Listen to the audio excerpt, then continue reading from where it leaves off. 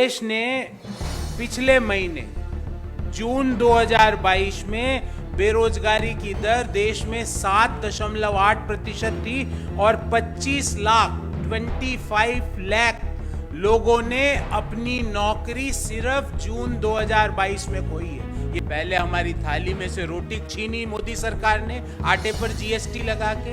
अब उन्होंने सोचा रोटी तो छीन ली पर फिर भी सब्जी तो है अभी, तो सब्जी पर महंगाई दर देश में 17.37%। क्या आप में से किसी की भी वेतन आय पिछले एक साल में 17% से बढ़ी है?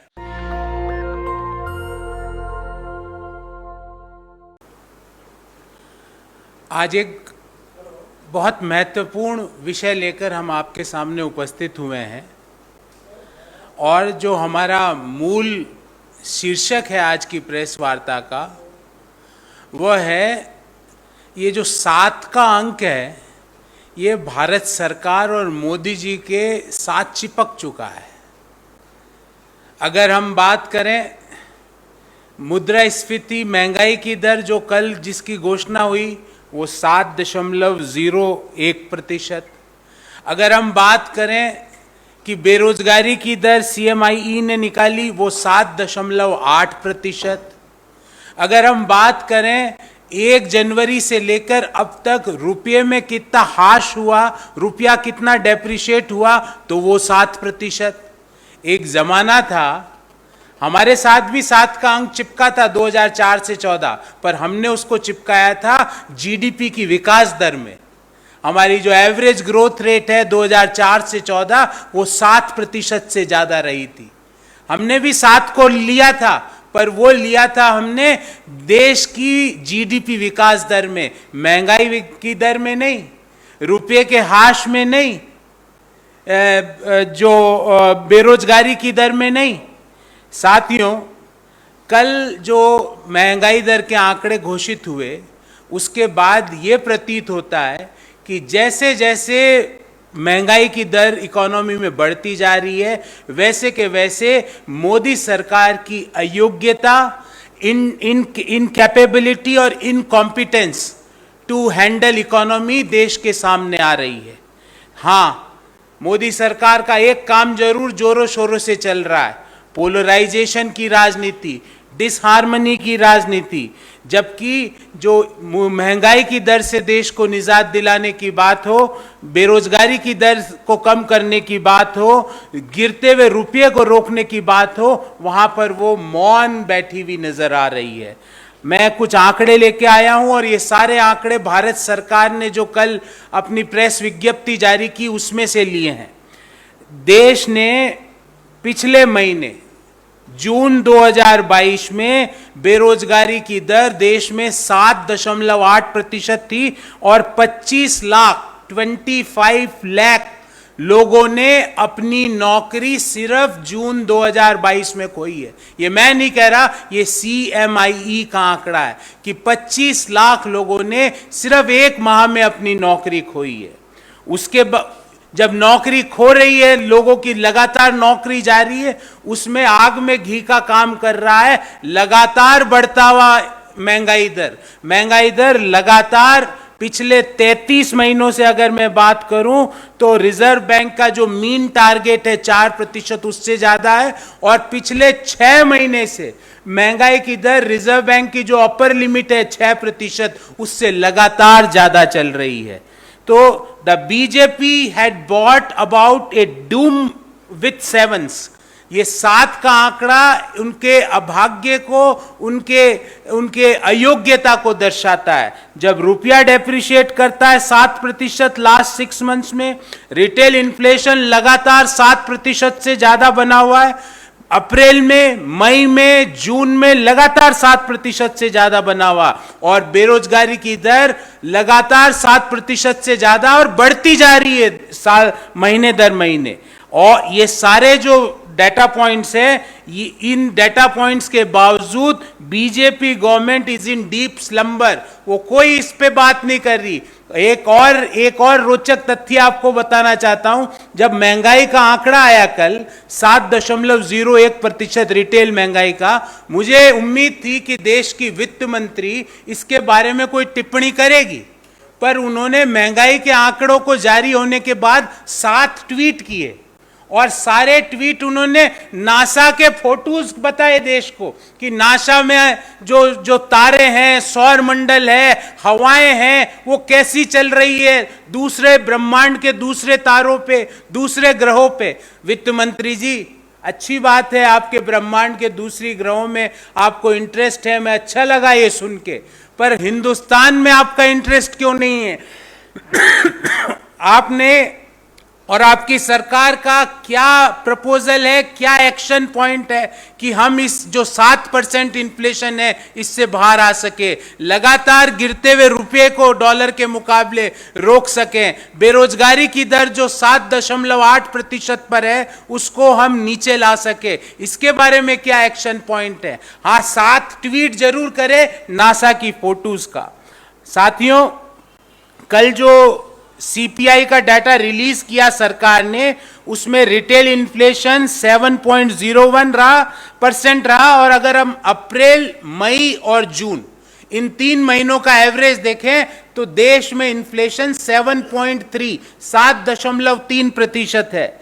रूरल इन्फ्लेशन, जो हमारी ग्रामीण अर्थव्यवस्था है, ग्रामीण क्षेत्रों में जो इन्फ्लेशन है वो देश के एवरेज से ज्यादा है।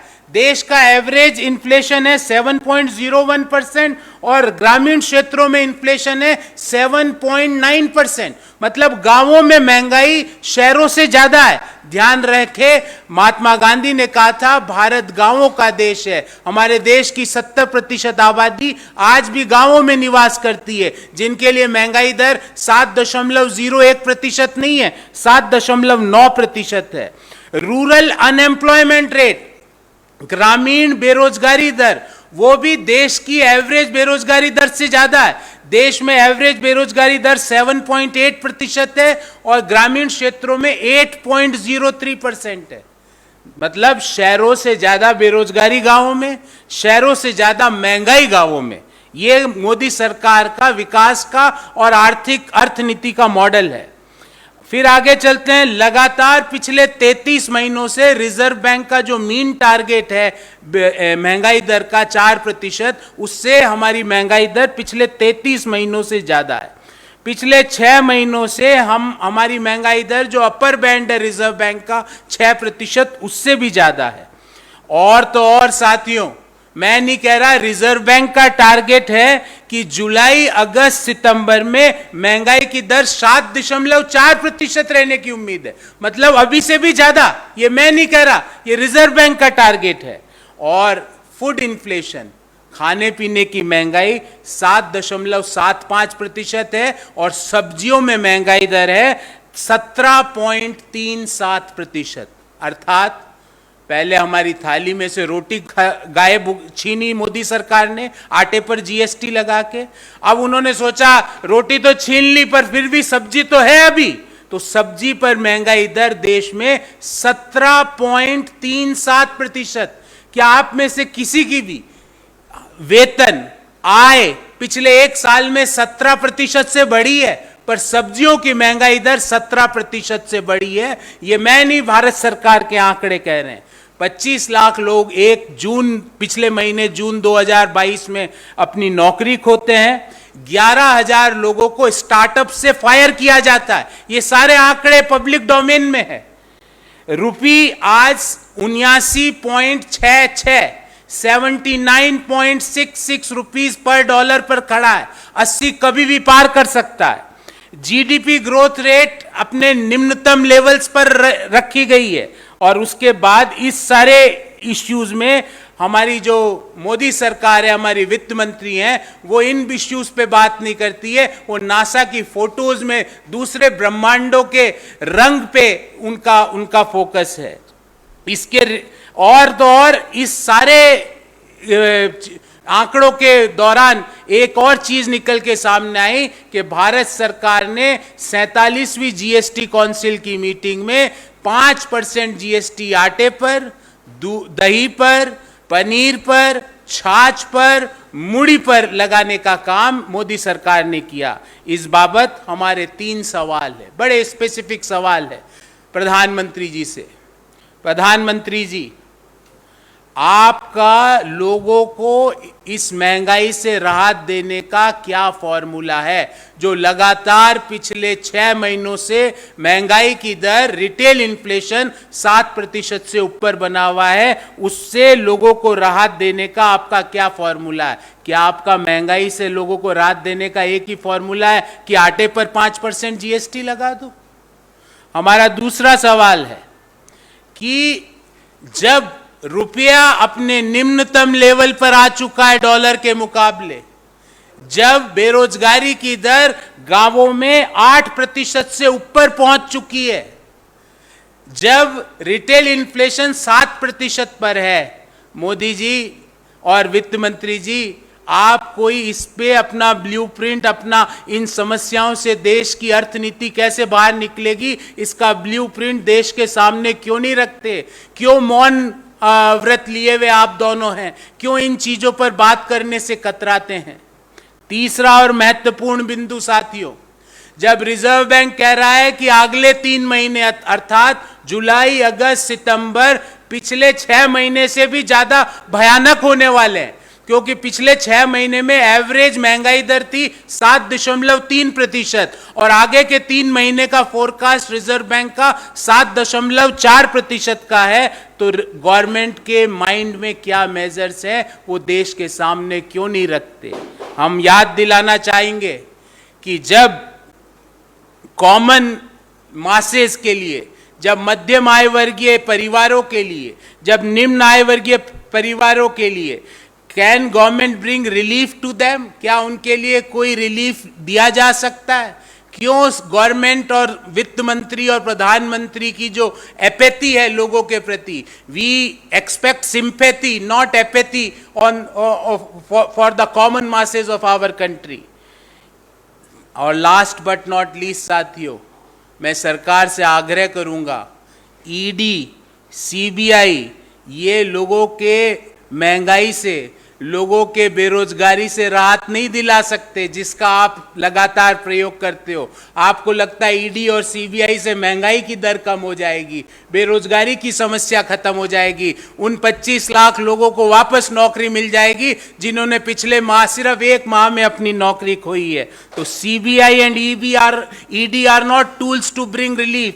आपको अगर रिलीफ देनी है तो अर्थनीति के टूल्स, मैक्रो इकोनॉमिक फैक्टर्स के द्वारा आप रिलीफ दे सकते हो।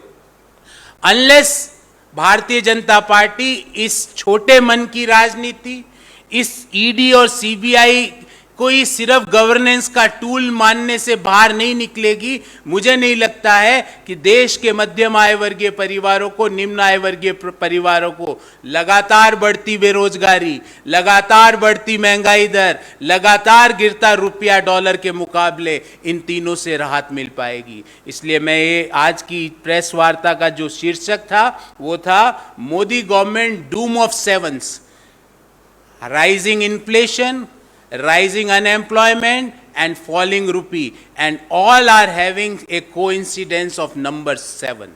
एक जमाना था कोइंसिडेंस होता था 7 का, पर वो जीडीपी की विकास दर का होता था। आज बात हो रही है रुपया कितना गिरा, 7% पिछले 6 महीने में। बात हो रही है पिछले 6 महीने में एवरेज महंगाई दर कितनी है, 7.3%। आज बात हो रही है जून 2022 में बेरोजगारी की दर कितनी है, 7.8%।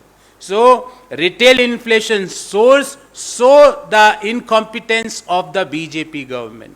आटे पर जीएसटी लगाने से खाद्य पदार्थों की महंगाई और बढ़ेगी, कम नहीं होती है। सेल प्राइस इंडेक्स जिसको कहते हैं थोक महंगाई दर, वो 30 साल के उच्चतम स्तर पर है।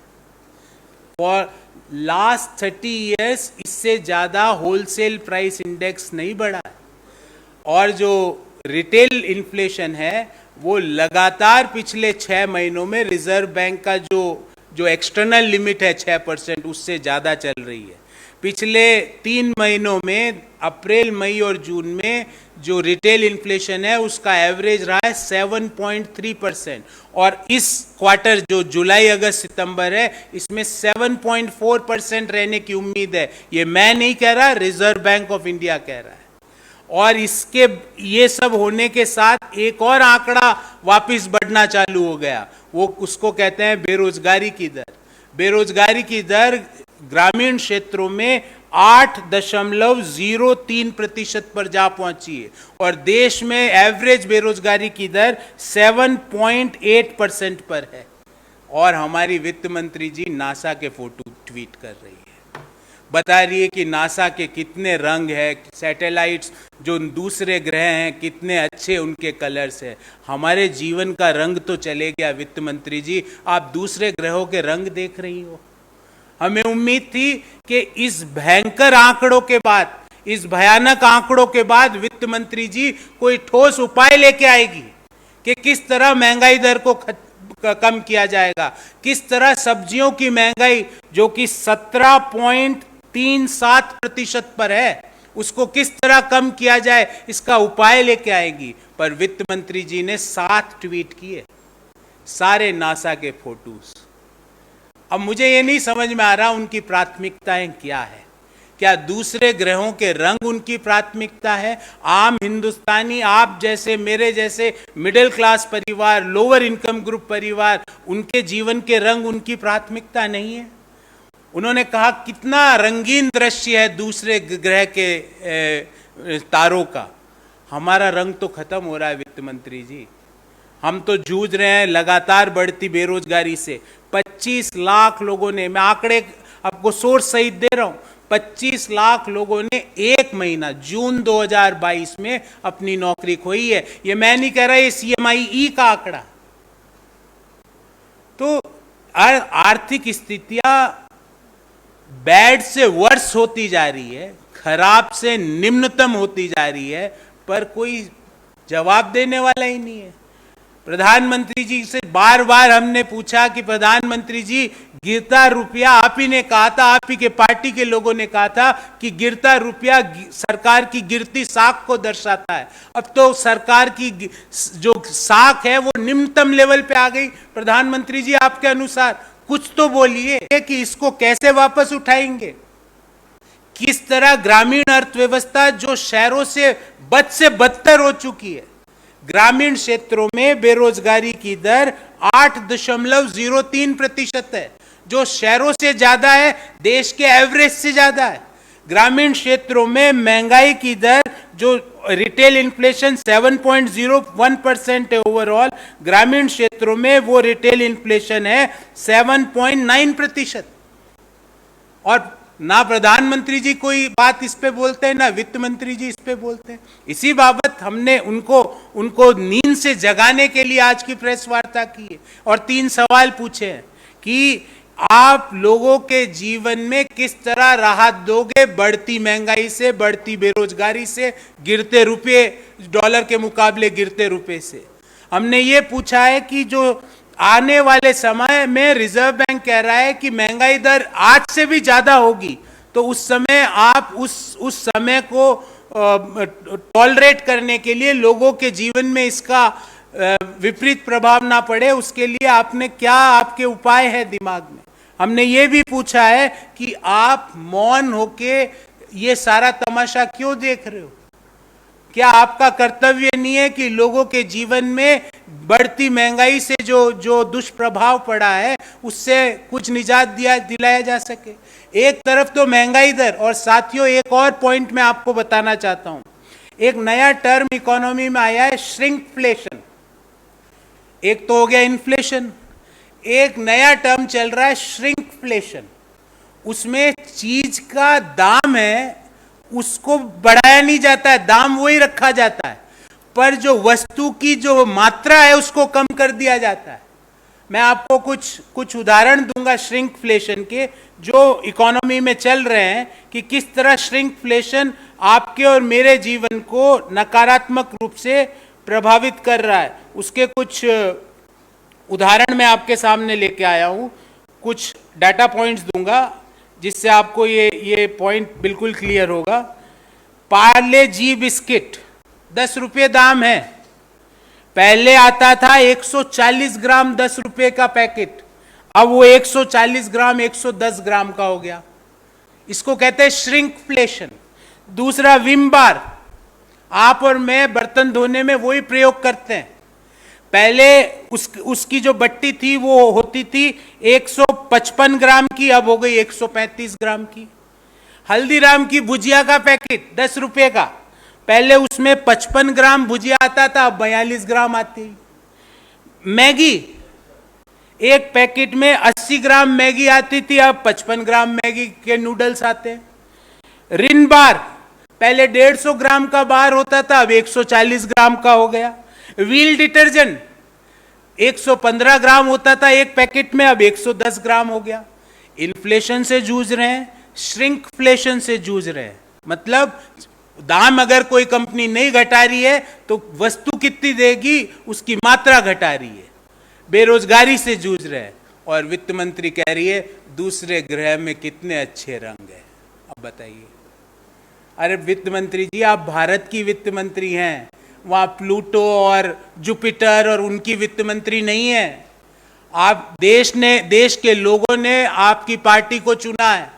आपको उनके देश के लोगों की जो जीवन में कठिनाई है उसको सॉल्व करना है। उनके जीवन में किस तरह जो रंग है उनको भरा जाए, उस पर आपका फोकस होना चाहिए। आप कह रहे हो दूसरे ग्रहों के रंग कितने अच्छे हैं, हवाएं कितनी अच्छी है। मुझे समझ में नहीं आ रहा कि उनके मन में हमारे देश के लोगों के रंग के प्रति कोई भी सकारात्मक उनके सुझाव या सकारात्मक पॉजिटिव एटीट्यूड क्यों नहीं।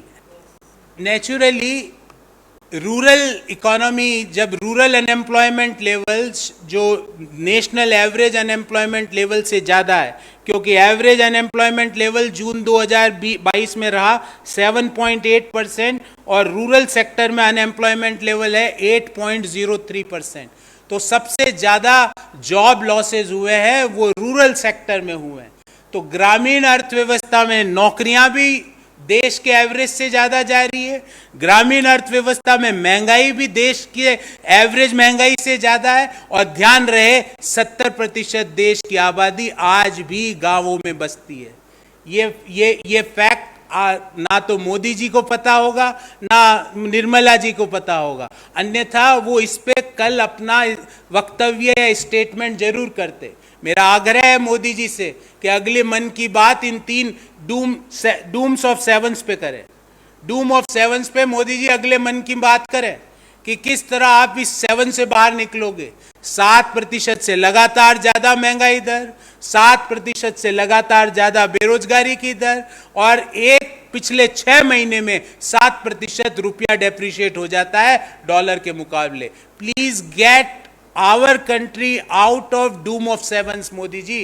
We want concrete response from you. मैं एक चीज पूर्ण रूप से यहाँ पे क्लियर करना चाहता हूँ कि भारतीय अर्थव्यवस्था में आज भी इतना सामर्थ्य है कि वो रिवर्स कर जाए, वो जो फॉल हो रहा है उससे रिवर्ट कर जाए। उसको सिर्फ एक वे आउट दिखाने की जरूरत है।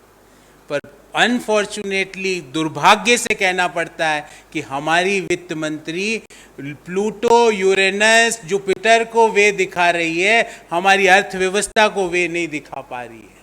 अनफॉर्चुनेटली, बड़े दुर्भाग्य से, भारी मन से ये कहना पड़ता है कि हमारे प्रधानमंत्री जी को इनसे कोई फर्क नहीं पड़ रहा कि बेरोजगार हो गए 24-25 लाख लोग एक महीने में, कोई बात नहीं, उनको कोई फर्क नहीं पड़ रहा। ये दुखी मन से कह रहा हूं मैं, खुशी नहीं हो रही इस चीज के लिए, दुख हो रहा है। पर आज भी हमारे देश के लोगों में, हमारे देश के कंपनियों में, उद्योगों में इतना सामर्थ्य है कि हम रिवर्ट कर जाएं, पर उसको दिशा दिखानी पड़ेगी। और दिशा दिखाने के लिए आज महसूस किया जा रहा है कि प्रधानमंत्री अगर डॉक्टर मनमोहन सिंह होते तो आज भी इस स्थिति से भी वो इकोनॉमी को बाहर निकालने का सामर्थ्य रखते हैं। तो आपको भी अगर समझ में नहीं आ रहा है, अगर मान लो उनको कोई कंफ्यूजन है कि भाई क्या मेजर्स लेवे, डॉक्टर साहब से बात करें, मनमोहन सिंह जी से, वो जरूर बताएंगे आपको।